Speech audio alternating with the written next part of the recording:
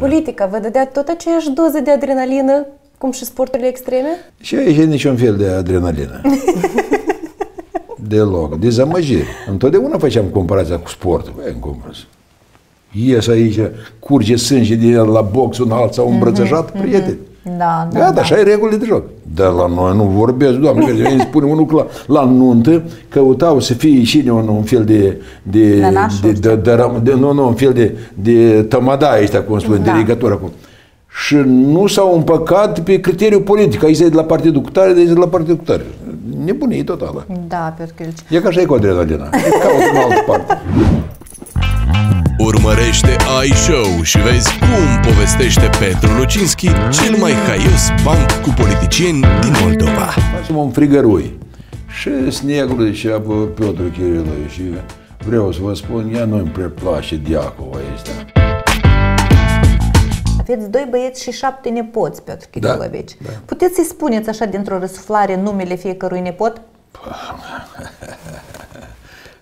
Eu cu memoria extraordinar de bine. Am vrut să vă prind, am vrut să vă prind. Poftim, începem la cea mai mare. Da, da. Nastea, da, pe urmă vine Petrică, pe urmă vine Sânduța, pe urmă vine câteva luni acolo, vine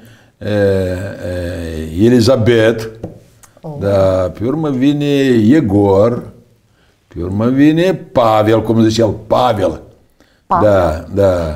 Da, primul de la Chirilă e Petrică, cum am spus, că vine Nastea Petrică, dar ultimul la dâns la Petrică e Pavel, Petru și Pavel. Și ultimul e Albert la Serghei. Albert, de la Serghei. Câți anișori are? 3 ani și cât? 3 ani și 5 luni. Bunelul meu este un om foarte bun, el este inteligent și eu mă mândresc că el este bunelul meu. Eu mă mândresc cu el și sper să devin tot așa de politicos, tot așa de deștept și tot așa de drept ca și dânsul. Cu fratele meu Igor, noi putem să cântăm un ansamblu pe acordioane și bunelul este fericit. Bunelul meu este o personalitate. Este un om cu literă mare. Este o persoană care este mereu aproape de mine și de familia noastră. Ne-a învățat cum să vorbim mai frumos în limba română. Ne-a învățat să nu facem mofturi care deseori copiii le fac. Prin faptele sale și prin comportamentul său m-a învățat să fiu, adică eu încerc să fiu ca dânsul. Mulți îmi spun, vrei și tu, adică chiar mulți m-au voiat, nu știu de ce, adică tot președinte, dar până la momentul dat încă nici n-am decis, dar trebuie ceva de făcut cu țara asta. Eu nu vreau să devin președinte. Da, le citiți copiilor, nepoțeilor, le citiți povești înainte de somn, Piotr Chirilovici? Și toți cu laptopurile, cu tabletele, și fel de poezii sau povești. Ei știu mai mult decât mine, tot deodată intră. Da, bancurile, spuneți băieților și nepoților. Da, cum dar? Ia spuneți și care. Ei prind repede, da. Dar cel mai banc e că despre Petru Lucinski există bancuri? Păi sunt diferite. Ia spuneți. Vă spun unul. Da. Vă spun unul împreună cu Snegur și cu Diacov. Se era în campania electorală, da, și zboară un avion și naufragiu cade în Africa undeva acolo, printre copaci și salvează, câțiva oameni acolo salvează. În rest, că în accident ăsta se pierduți, da, și așteptăm ajutorul. Și aici de făcut, trebuie să ieși din situație cumva, facem un frigărui. Și Snegul zicea Piotr Chirilu și vreau să vă spun, ea nu-mi prea place Diacova aici, da. Dar eu zic, misioane, nu vă place, nu mâncați. Gurile rele spuneau că Chiril are succes în politică sau a mers în politică datorită dumneavoastră. Dumneavoastră ce credeți despre asta? 100%. Cum are tată. Cum? E seamănă lui tata. Așa. Sigur. Dar în sensul moldovnesc, cum spuneți dumneavoastră, nu, el și-a cucerit singur autoritatea. A lucrat, unde a lucrat, a lăsat urme bune, are relații. Eu mă bucur cu ultimul timp, chiar azi dimineață vin la oficiu și îmi spune băiatul care lucrează în fundația noastră acolo, deci a fost un om acolo cu niște rugăminți acolo și zice, i-am accentuat, dar el în limba rusă a scris o cerere acolo. Și zice, i-am accentuat, ai vedere, Piotr Chirilovici, dar el oricum a scris fostul președinte Republicii Moldova, Lucinski Kiril Petrovici.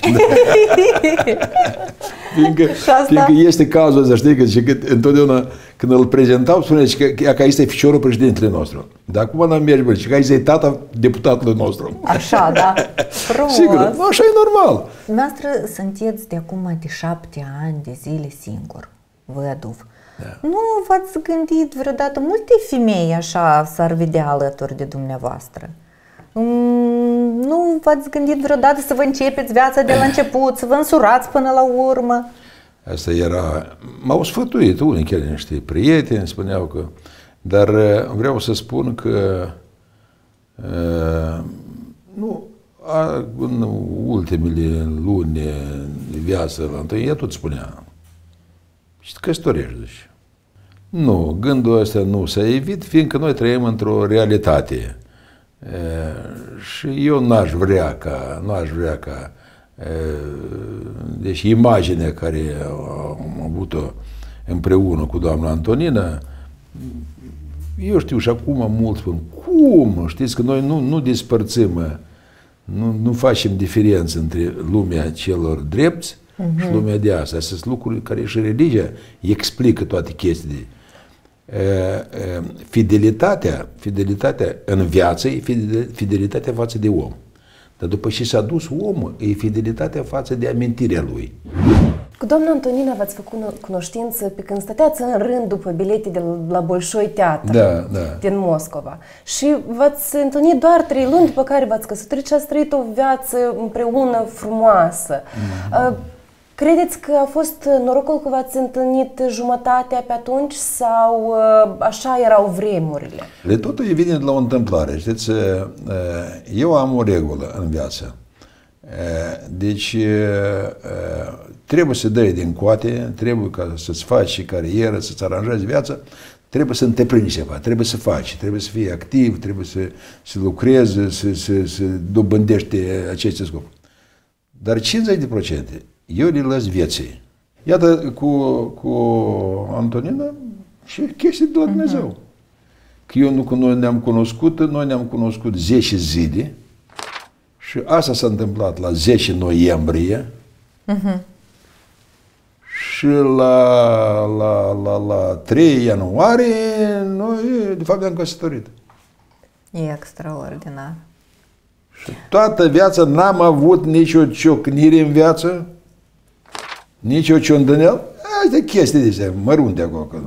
Poate n-ai dovedit ceva, că era o femeie în privință, în toate domeniile, era absolut strictă. Era frumoasă, era dansatoare, era cântăreață, citea poezii, că i-a învățat în Ucraina, a învățat în Groznă, citea Șevcenco în limba ucraineană, deci a fost dansatoare, a participat la niște festivaluri acolo. Deci în toate, era îngrijită, curată, aranjată întotdeauna. Urmărește AI Show și vezi cât de bine știe Petru Lucinski să danseze twist. Dar și ce surprize i-am pregătit în ajunul zilei de naștere.